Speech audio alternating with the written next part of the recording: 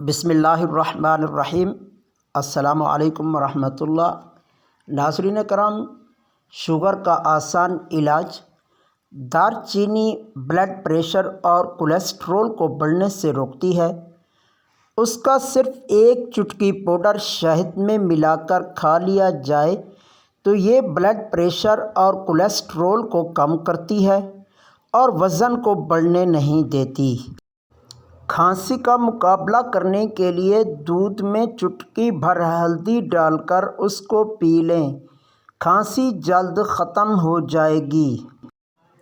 سونف 50 gram, گل قند 200 gram.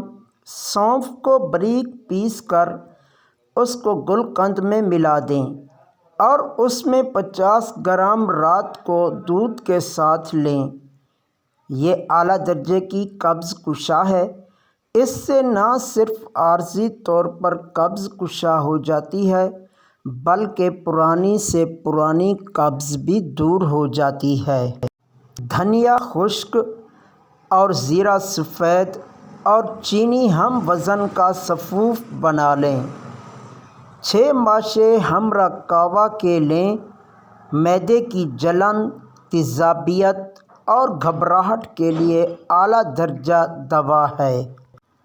پیٹ میں کیڑے ہوں تو شہد میں اجوائن ملا کر چاٹ لیجیے یا زیرے کا جوشاندہ یعنی زیرہ ابال کر اس کا پانی پی لیجیے، انشاءاللہ فائدہ ہوگا۔ ایک برتن میں پانی ابالیں۔ جب پانی کھولنا شروع ہو جائے تو میتھی دانے اور کچلی ہوئی کالی مرچ ڈالیں۔